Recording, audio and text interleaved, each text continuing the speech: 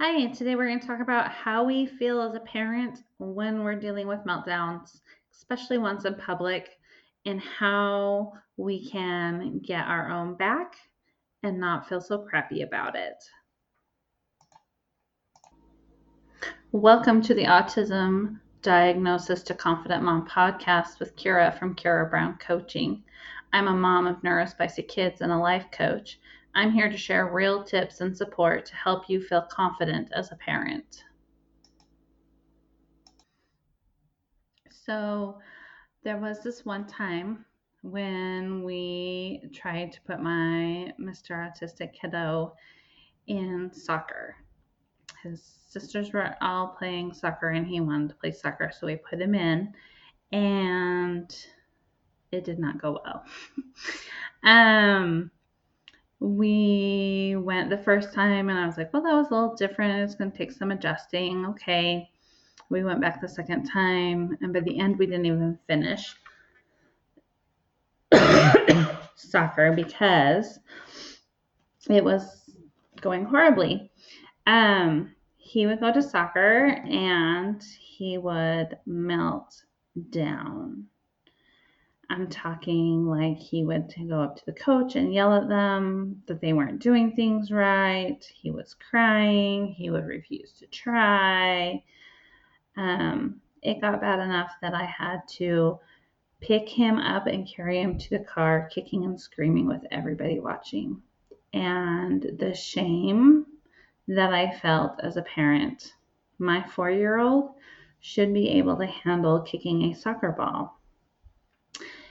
And I want to talk about that shame we feel when our kiddos have meltdowns. But first, I want to talk about the difference between a meltdown and misbehavior. A misbehavior is, hey, I'm going to try to get my way, and if I get it, great. If I don't, that's fine, and then I can just turn it off. Like it's turn-offable. Overwhelm has to do with their nervous system. They have meltdowns and overwhelm.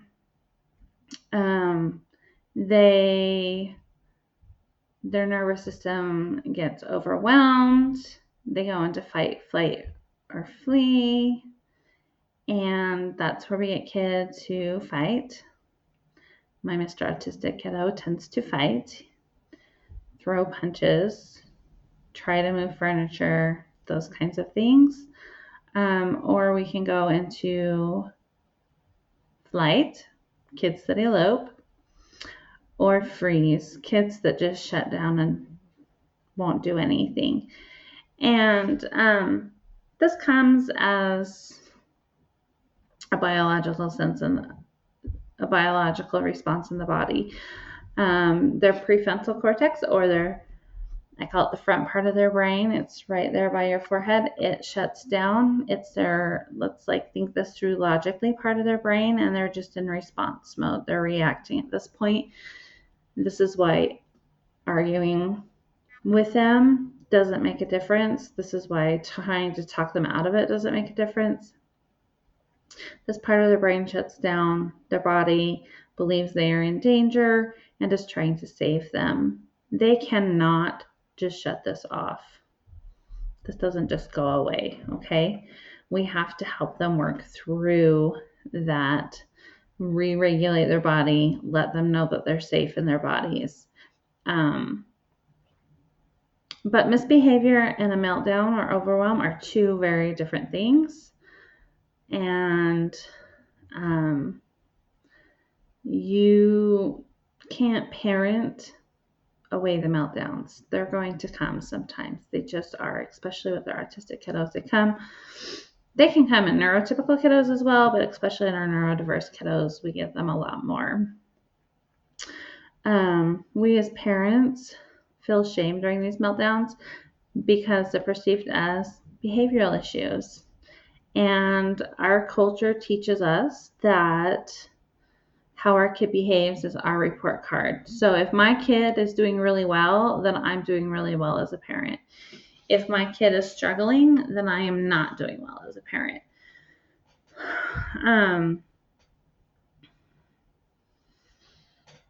And that's not really true. That's just a belief that we have in our culture, and we can change that belief. But what I want you to understand is that the people who are watching don't know that it's not behavioral. They don't understand that it's overwhelm or a meltdown. They don't know what you've already done to prepare for this moment, to try to prevent this moment. They don't know all of the sleep that you've lost, all of the time that you've spent prepping, all of the conversations that you've had, the fidget toys that you brought, the crunchy foods, the chewy foods, the not going to other activities so that hopefully you can handle this activity that needs to happen. Maybe it's something that has to be done like grocery shopping and you don't have a choice. They don't understand. They just don't understand what you've already done. They don't understand your situation. And a lot of them don't understand the diagnosis. So even if they think your kid looks autistic, which there's not really a look for autistic, but even if they think that they can label that as autism, they don't understand unless they've had a child of their own. And even those that have had children of their own, it can still feel isolating because every autistic individual is different. And so each parenting experience is different. But what I do want to talk about today is how do we survive those public moments when we feel shame? The first step I want you to do is decide what kind of parent you want to be. What does it mean to be a good parent? And I don't want you to decide what kind of results you're going to get as a parent, not what your child is going to do if you parent well, but what are you going to do as a good parent? What does a good parent do? You decide for yourself. Does a good parent be consistent? Does a good parent always love their child? Does a good parent advocate for their child? Does a good parent, what does a good parent do? You get to decide. That's totally up to you. Nobody else gets to tell you that. Not even your spouse. Your spouse gets to decide for themselves what a good parent is. Excuse me. But you get to decide all on your own what it looks like to be a good parent. And like I said earlier, don't think that I'm a good parent if my kid doesn't have a meltdown. That's not something you can control. You can control how you react to that meltdown. You can control with what energy you show up to that meltdown, but you cannot control your child and their outcome. Just think of it like I have 4 kiddos, and each one of those kiddos are different. Each one of those kiddos will say something different about the exact same situation, about whether it was a success or it was a total boredom buster or whatever. Each one of those kids will have their own outcomes. I want to know what your outcome as a parent is, not your child's. Decide ahead of time. My job, I have decided, is to love my kiddos. That's my job. That makes me a good parent. If I love them, try my best to show that love for them, then I am a good parent. That's my definition. You get to come up with your own. Notice I didn't say I'm a good parent if my child behaves well. Okay.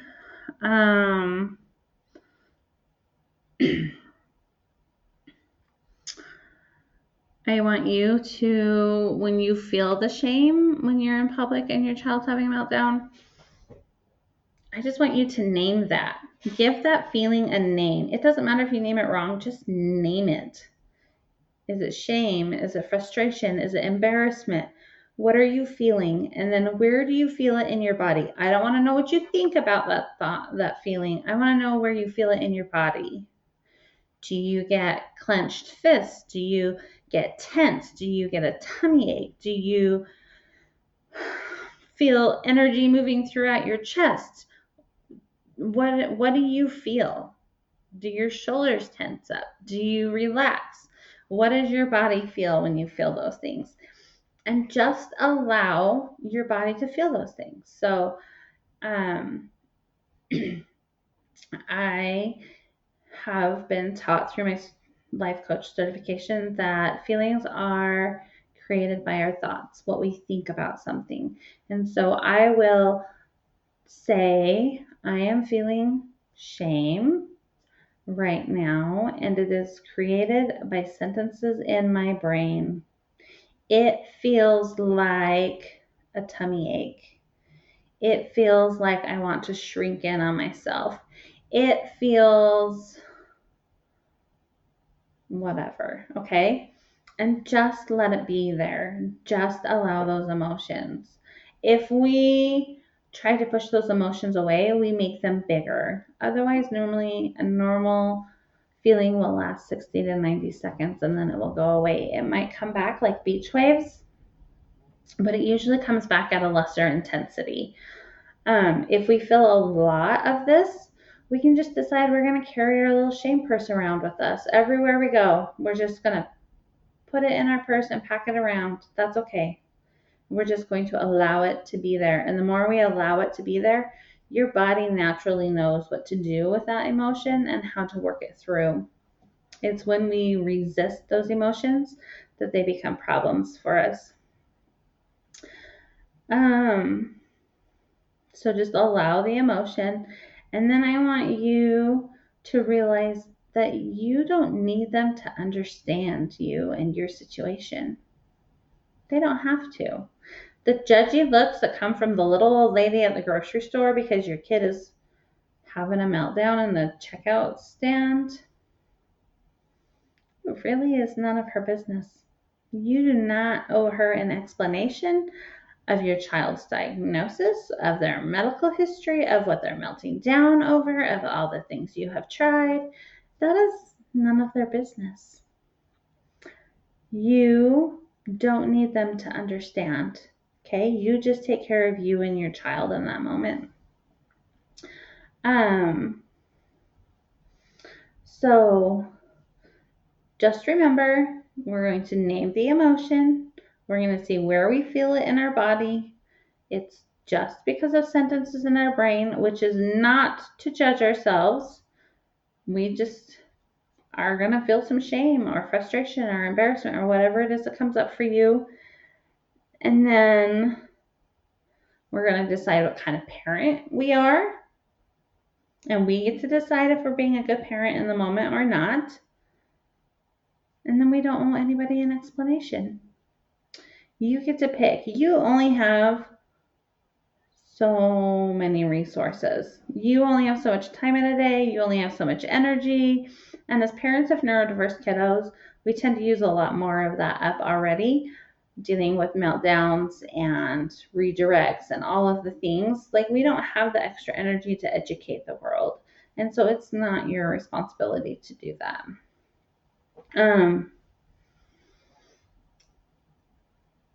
Just know that public meltdowns are one of the most isolating moments for parents, but you're not alone. You're not alone. This happens to all of us. So we're not alone. Even though we feel like we're alone, we're not alone. In fact, you're doing better than you think you are, Mama. Keep up the good work.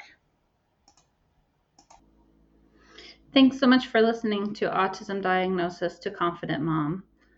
If this episode helped you feel a little more seen or supported, please take a moment to like, follow, or subscribe to the podcast. And if you know another parent who needs to hear this, share it with them too. We're all in this together. You're doing better than you think, Mama. You've got this.